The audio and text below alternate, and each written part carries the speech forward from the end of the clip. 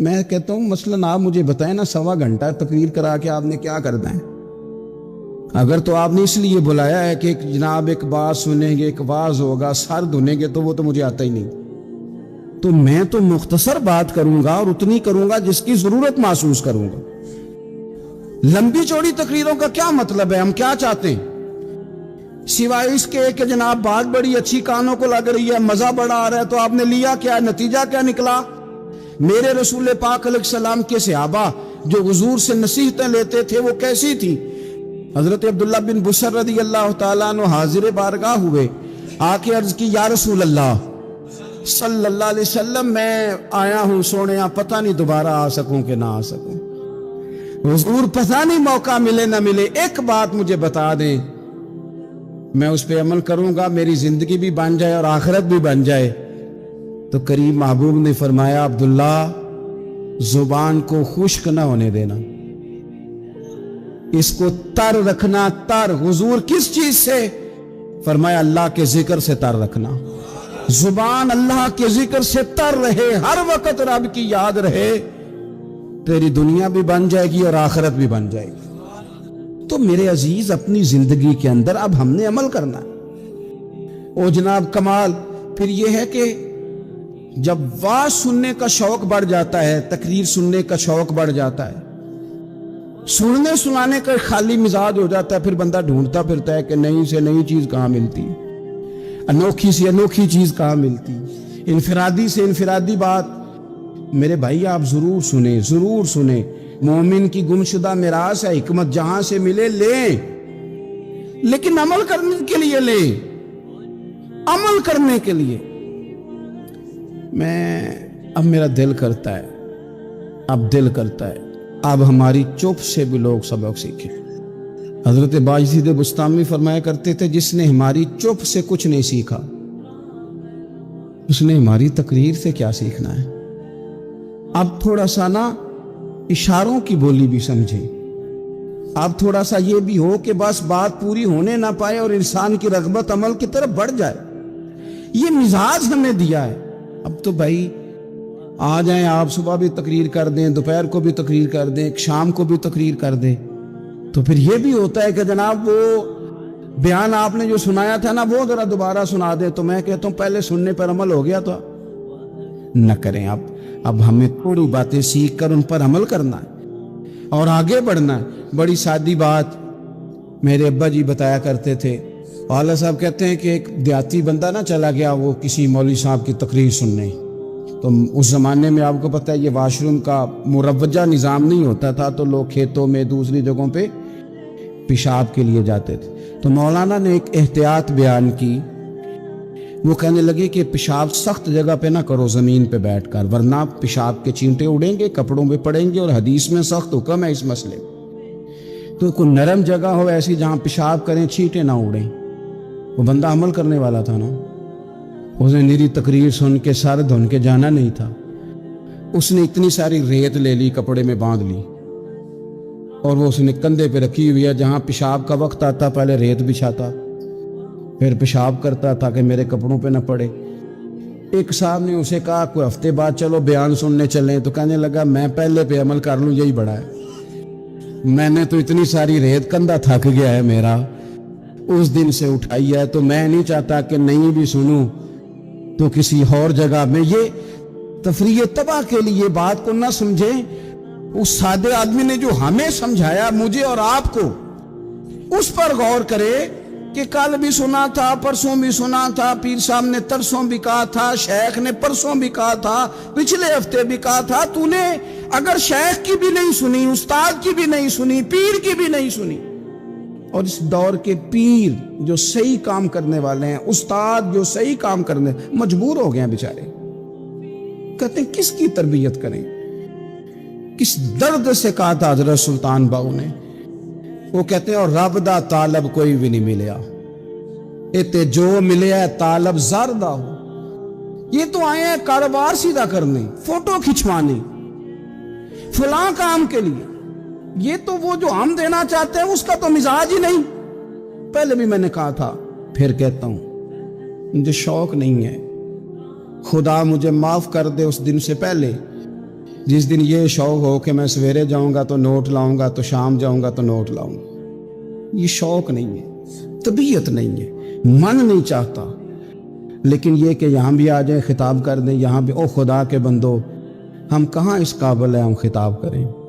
हमने तो ना जी एक अजान देनी शुरू की हुई, सुबह शाम एक अजान पढ़ते हैं, है ये पैगाम हजरत अहमद रजा के बारगाह नबी के रहो बावफा।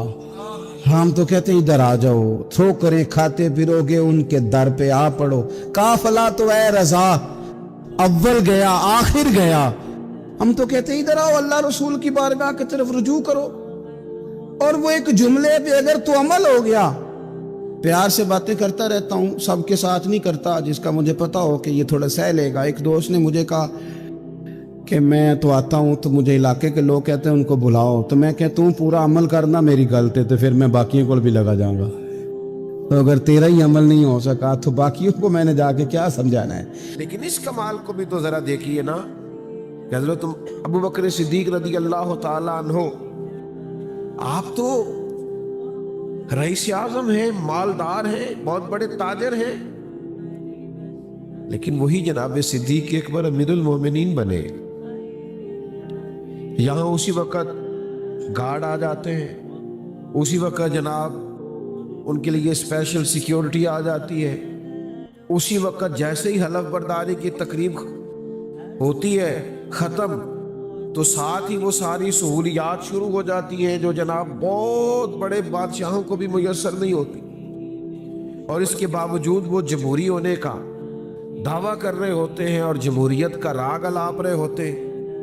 यहाँ हाल ये है, इतने बड़े मालदार हैं जनाब सिद्दीक अकबर, लेकिन खलीफा बने तो सर के ऊपर टोकरा रखा, बाजार की तरफ जा रहे हैं। तो हज़रत उमर ने कहा आप कहाँ तशरीफ ले जा रहे हैं? कहा मैंने मंडी में नहीं जाना, कारोबार नहीं करना, बच्चों का पेट नहीं पालना, उनके लिए मैंने कुछ कमाना नहीं। जनाब क्या मतलब, आप अमीरुल मोमिनीन हैं। फरमाया वो बात ठीक है, लेकिन ये कि मुझे कारोबार भी तो करना है। अब सहाबा ने मजलिस मुशावरत कायम की। मेरी तरफ देखना मेरे मोबाइल वाले भाइयों, अब मजलिस मुशावरत कायम हुई और कहा कि हम आपका माले खजाना में से वजीफा मुकर्रर करते हैं, आप मेहरबानी फरमाएं। ये सादगी, ये रवैया, ये अंदाज असर के बाद अमीरुल मोमिनीन निकला करते थे। और कुछ यतीम बच्चियां थी, उनकी बकरियों का दूध उन्हें धो के दे के आया करते थे। अमीरुल मोमिनीन खिदमत करते, मस्जिद में नजर आते, लोगों के दुख सुख में शरीक होते, और कभी कभी उनकी आंखें आंसू बरसाने लगती तो करीब बैठे लोग उनसे पूछते जनाब क्या हुआ? फरमाने लगे बस इसी तरह एक दिन हुजूर तशरीफ ले गए थे एक रास्ते में, और फिर महबूब वापस आ गए थे, मुझे याद आ गया है, तो उस याद ने मुझे रुला दिया है। इस उम्मत के सबसे पहले सूफी का नाम भी जनाब सिद्दीक अकबर ही है। वो मारिफत की खास बात, आप समझिए इस बात को, वो हकीकत पसंदी के जुमले, वो कैफ, वो सुरूर, वो लज्जत। पता क्या है, माहौल में ना बड़ी सारी खुशकी और तलखी सी आ गई है। सूफिया की जो महफिल होती थी उनमें बड़ी रौनक होती थी, ताज़ा दम लोग होते थे, अकायद के पुख्ता, फिक्री तवानाइयों के साथ चमकते दमकते चेहरे, और ताजगी आती थी महफिल और मजालिस में हाजिर होकर। ये जरा एक मजलिस देखिए बरपा है सहाबा की, इस तरह मजलिस बरपा है कि हज़रत सिद्दीक अकबर अलील है, इमाम अबू नुऐम ने इसको लिखा है, और कुछ सहाबा उनकी तीमारदारी के लिए हाजिर हुए। ये जरा अंदाज़े गुफ्तगू देखिए। तो एक सहाबी अर्ज करने लगे हुजूर किसी तबीब को भी दिखाना था, आपकी सेहत ठीक नहीं। आजकल हम कहते हैं ना डॉक्टर को दिखाया है, फिर लोग फौरन पूछते क्या कहा डॉक्टर ने। चले खैर, आप ऐसे नहीं होंगे, वरना ऐसा भी होता है कि लोग ये पूछने के फौरन बाद फिर अपना तजर्बा भी बताते हैं, कहते मैं फलानी दवाई खाती थी, اور کچھ دیسی نسخہ بنا کے بھی لے آتے ہیں، اور کچھ ایسے بھی ہوتے ہیں جو کہتے ہیں تھوڑا سا کھائیں بھی میرے سامنے۔ وہ اللہ کے بندے، تو لے آیا ہے، تو اعتبار کر، کھایا جائے گا، ذرا انتظار کر، لیکن یہ کہ آپ کھائیں بھی۔ حالانکہ آپ ڈاکٹر کے پاس جاتے ہیں تو وہ سب سے پہلے آپ سے پوچھتا ہے شوگر تو نہیں، بلڈ پریشر تو نہیں، کوئی اور مرض تو نہیں، اس کی روشنی میں وہ نسخہ تجویز کرتا ہے۔ لیکن جو صاحب بنا کے لے آئے ہیں نا، انہوں نے کچھ بھی نہیں پوچھا، وہ کہتے ہیں بابا لے آیا ہوں، آپ کھا لیجئے۔ تو ڈاکٹر کو دکھایا ہے تو پھر ڈاکٹر نے کیا بتایا؟ تو یہ عام سوالات ہوتے ہیں، لیکن یہ معرفت والے لوگوں کی محفل ہے نا، کہ اللہ کے بندوں کی مجلس ہے نا۔ حضرت صدیق اکبر امیر المومنین علیل ہے، لوگ ان کی خدمت میں حاضر ہیں۔ دوستوں غور کیجئے گا، پوچھا حضرت طبیب کو دکھایا ہے؟ فرمانے لگے ہاں، طبیب دیکھ رہا ہے، طبیب دیکھتا رہتا ہے۔ کہ حضرت طبیب نے کیا کہا ہے؟ فرمانے لگے طبیب نے کہا ہے میں جو چاہتا ہوں کر دیا کرتا ہوں۔ تو اب جو جاننے والے تھے ان کی تو آنکھوں میں آنسو آ گئے، یہ کیا انداز گفتگو ہے؟ آپ کس اونچے مقام پر بیٹھ کر گفتگو فرما رہے ہیں؟ تو وہ سادگی، وہ معرفت الہی، وہ خدمت خلق، وہ مزاج اس دنیا کو خلفائے راشدین نے دیا۔ پھر باری حضرت عمر کی آئی۔ اچھا، لطف کی بات یہ ہے کہ خود حضرت عمر فرماتے ہیں میرا اور جناب صدیق اکبر کا مقابلہ رہا عمر پر، نیکیوں میں آگے گزرنے کا، خود فرماتے ہیں۔ لیکن جب حضرت صدیق اکبر وصال فرما رہے تھے تو انہوں نے اپنی جگہ پہ جناب عمر فاروق رضی اللہ تعالیٰ عنہ کا تعین فرمایا، یعنی بظاہر جس آدمی سے مقابلہ رہا، لوگ کہتے ہیں نا میرٹ کیا ہے، میرٹ، یہ سمجھو میرٹ کس کو کہتے ہیں، معیار کیا ہے؟ حضرت عمر کو اپنی جگہ پہ منتخب کیا۔ لوگوں نے کہا حضرت آپ نے جناب فاروق اعظم کا انتخاب کس لیے فرمایا؟ فرمایا اللہ کے حضور حاضر ہو رہا ہوں، اور اب جب پوچھے گا نا پیچھے امت کی ذمہ داری کس کی لگا کے آئے ہو، تو عرض کروں گا جو امت میں سب سے بہتر تھا اس کی ڈیوٹی لگا کے آیا۔ اور پھر جناب عمر فاروق رضی اللہ تعالیٰ انہوں نے کمال کر دیا۔ میں اکثر دوستوں سے یہ بات عرض کیا کرتا ہوں کہ حضرت صدیق اکبر نے نا سارے فتنے ختم کر کے جناب عمر کو دیے تھے۔ منکرین زکوٰۃ کے خلاف سب کام انہوں نے سمیٹ کر حضرت عمر کو خلافت دی۔ پہ جناب عمر کے لیے بڑا آسان، حضرت عمر نے جو جاندار خلافت کی ہے اس کے پس منظر نے بھی جناب صدیق اکبر کی محنت کار فرما۔ اور پھر بڑی سادگی، میں آپ کی خدمت میں ایک بات عرض کروں، یہ جو لوگ بالکل سادے ہوتے ہیں نا، یہ بے نیاز سی طبیعت کے لوگ ہوتے ہیں۔ یعنی جو نوجوان 4-5 ہزار روپیہ دے کے بال سیدھے کروا کے آتا ہے نا کسی سے، اور گھنٹہ ڈیڑھ بیٹھتا ہے کسی حجام کے پاس اور بال سیدھے کرائے، اور بڑے اس نے کھڑے کر دیے کچھ لگا کر کے، اور کپڑے بھی بڑے اس نے رنگ برنگے پہنے، وہ بیچارہ پریشان بھی بڑا ہوتا ہے۔ وہ کہتا ہے انہیں میں پیسے لاتے نے دنیا ویندی نہیں پئی میرے یہاں۔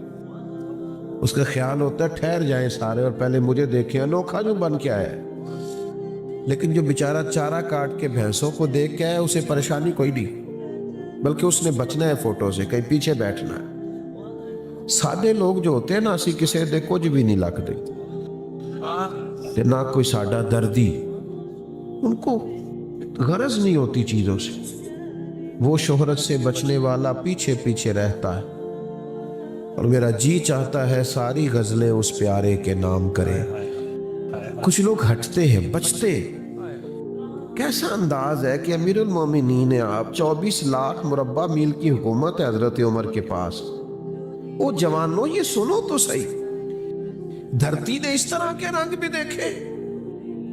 اتنا بڑا آدمی اور جس کے نام سے دشمن کانپتا ہے، شیطان تک رستہ بدل جاتے ہیں، وہ فاروق اعظم۔ حال یہ ہے کہ صحابہ مسجد نبوی شریف میں اکٹھے ہوئے، اور اکٹھے ہو کے کہنے لگے امیر المومنین سے عرض کرنا ہے کہ حضرت مہربانی کریں کرتا تو نیا لے لے، اب تو پیوند لگنے کی جگہ بھی نہیں رہی۔ پیوند کا بھی پتہ ہے کہ نہیں؟ کپڑا پھٹ جاتا تھا نا تو اس کو رفو کرا لیتے تھے، پیوند لگ جاتا تھا۔ وہ ہماری دادیاں مائیں اور نانیاں تو اس طرح کرتی تھی کہ وہ پھٹ گیا تو پھول سا بن جاتا تھا، ایک ہی ہویا کہ ڈیزائن دا ڈیزائن بن گیا ہے تے تروپے دے تروپے لگ گئے۔ تو یہ کام ہوتا تھا کئی جگہ، کئی لوگوں نے پیوند لگے کپڑے پہنے ہوتے تھے۔ خیر اب نہیں ہم دیکھتے، اب تو غریب تر لوگوں میں بھی ہم یہ رواج نہیں دیکھتے، اب تو ختم ہو گیا، لیکن پیوند لگے کپڑے ابھی کچھ سال پہلے تک ملتے تھے۔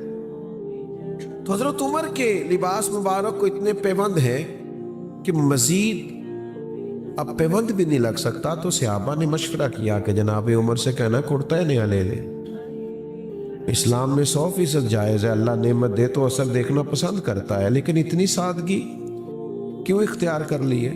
اور پھر یہ کہ 25 ہزار دینار، 50 ہزار دینار بدری صحابہ کو ملتے ہیں اور جناب عمر کے حصے میں بھی آتے ہیں، پر وہ سارے بانٹ کے روانہ ہو جاتے ہیں۔ تو ان سے کہنا ہے کہ ایک کرتا ہی نیا لے لیں، تو ایک صحابی بولے کہنے لگے بات بھی ٹھیک ہے، کہنا بھی چاہیے، اور اس شعر کا نام بھی بتاؤ جو عمر سے بات کرے گا۔ آپ بات بتائیں نا، کون جناب عمر سے کہے گا کرتا خریدنے کا؟ تو ایک صحابی بولے، یہ دیکھو ان کا اعتماد کیسا تھا۔ آج کچھ بدنیت لوگ کیا انداز اختیار کرتے ہیں اور ان کا انداز کیسا تھا؟ ایک صحابی بولے اور کہنے لگے میں ایک ہستی کو جانتا ہوں جن کی بات حضرت عمر کبھی نہیں ٹالتے۔ کہا وہ کون ہے؟ کہا مولا علی شیر خدا رضی اللہ تعالی عنہ۔ ان کے بارے میں صحابہ کے اجماع تھا کہ یہ ایک دوسرے کے بغیر رہ نہیں سکتے، ایک دوسرے کی بات ٹال نہیں سکتے۔ کہاں سے لائے ہو تم وہ چیزیں اٹھا کر کے؟ کیوں بانٹتے ہو امت کو؟ دھرتی میں اگر کوئی کسی کی عزت کر کے دکھا سکتا ہے تو صحابہ نے تو ایک دوسرے کی کر کے دکھائی ہے۔ یہی تو معیار ہے ہمارے لیے جینے کا، سمجھنے کا، اور اپنے لیے فیوز و برکات لینے کا۔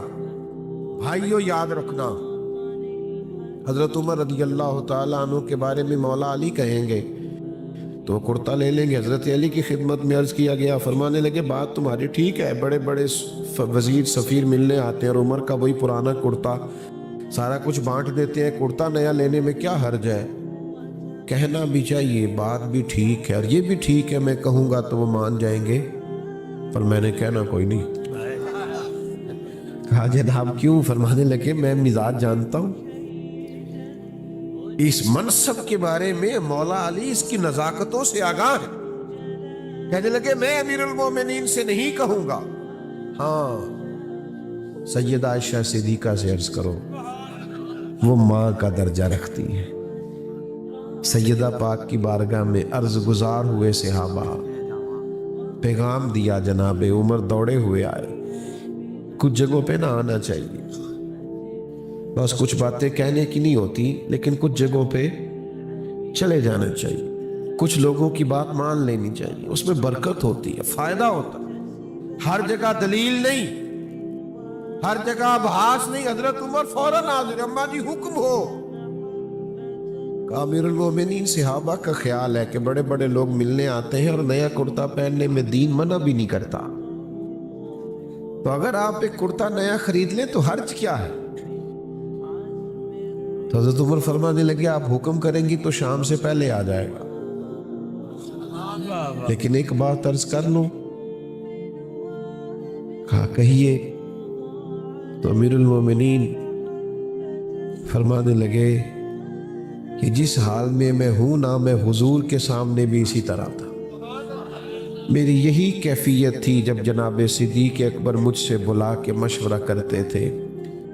ہمیں اسی حال میں حضور نے چھوڑا ہے، ہم چاہتے ہم اسی حال میں رہیں جو رنگ ہمارا حضور کے زمانہ نور میں تھا۔ بس پھر ذرا رونے کی آواز ہی آئی سیدہ عائشہ کی، اور کہا آپ جو فرما رہے ہیں بالکل ہی درست ہے، اسی سادگی سے، لیکن اس کے ساتھ ساتھ جو ان کے مزاج کے اندر फैसलों की जुर्रत थी, अटल बात करना, उसूल पसंदी पे कायम होना और हमेशा एहकाके हक के लिए खड़ा रहना और इस्लामी सरहदों और नजरियाती सरहदों का मुहाफिज रहना, इससे भी कोई इनकार नहीं कर सकता। हजरत उस्मान गनी रदी अल्लाह ताला अन्हु तो बहुत मालदार थे ना, उनकी सखावत से तो जमाना आगाह है, लेकिन जब वो अमीरुल मोमिनीन बने हैं तो 17 पैबंद उनके कपड़ों पे भी नजर आते थे। अपनी मुकद्दस जिंदगी को सादगी से गुजारा, आजिज़ी से गुजारा। मैं कैसे अर्ज करूं कि मसाइल में जकड़ी हुई कौम उन लोगों से जब काम कहती है जिनको वो टैक्स भी देती है, जो उनकी टैक्स से तनख्वाह भी पाते हैं, तो डर डर के सहम सहम के बेचारों को बात करनी पड़ती है। लोग तकलीफ का शिकार होते। मुझे एक ऑफिस में जाने का एक दफ़ा इत्तेफाक हुआ,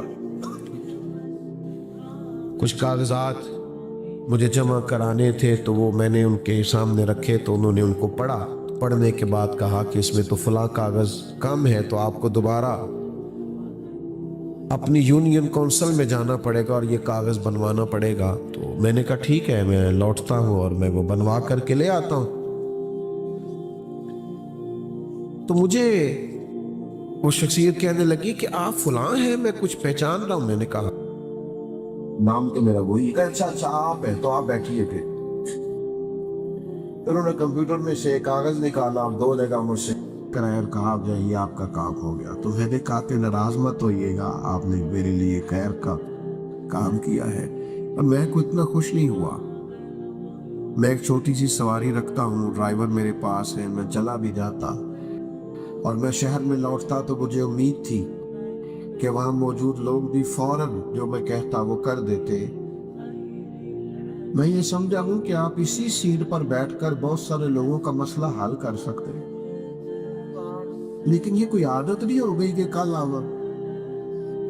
ये कोई मिजाज नहीं हमारा बन गया कि परसों आना।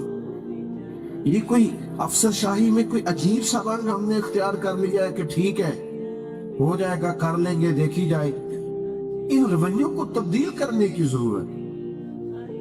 ओ भाई, आपका सबसे अच्छा वजीफा ये है कि आप अल्लाह की मखलूक के लिए आसानी करें। आप जिस मनसब पर फाइज है, लोगों का भला करें, लोगों के लिए आसानी करें। यही नवे खुलाफाए राशिदीन ने सिखाया, यही उन हस्तियों का हमारे लिए सबक है कि उन तक रसाई आसान। ये मौला अली शेर खुदा का जमाना मुबारक है। माले खजाना में से सारा कुछ बांट के ना हजरत अली, सारा कुछ, तो फिर उसमें 2 रकत नमाज नफल पढ़ते थे उस कमरे और कहते थे ऐ जमीन, ऐ दरो दीवार, गवाह हो जाओ मैंने हक हकदारों तक पहुंचा दिया है। जिनका हक था मैंने उन तक पहुंचा दिया। मैंने अपनी जिम्मेदारियां अदा कर दी। मैं फारिग हुआ इन जिम्मेदारियों से। और कूफे की जामे मस्जिद वो नजारा भी कभी नहीं भूलेगी कि जब अमीरुल मोमिनीन मौला अली शेर खुदा रदी अल्लाह ताला अन्हु अपनी जिरा लिए जामे मस्जिद के पास खड़े थे और फरमाते थे मेरी को जिरा खरीद लो, मेरी को जिरा खरीद लो। तो एक शख्स ने आन करके कहा हुजूर ये क्या आप आवाज लगा रहे हैं? तो फरमाने लगे ये मैं इसलिए कह रहा हूँ मेरी जिरा खरीद लो, अगर मेरे पास नया तहमद खरीदने के पैसे होते तो मैं इसे बेचता ना, ज्यादा पुराना हो गया, पैबंद लगने की जगह नहीं। ये सादगी, ये हुस्न, ये कमाल, ये अल्लाह के साथ उन लोगों का रिश्ता। खुलाफाए राशिदीन ने इस धरती को उसूल पसंदी से भरा।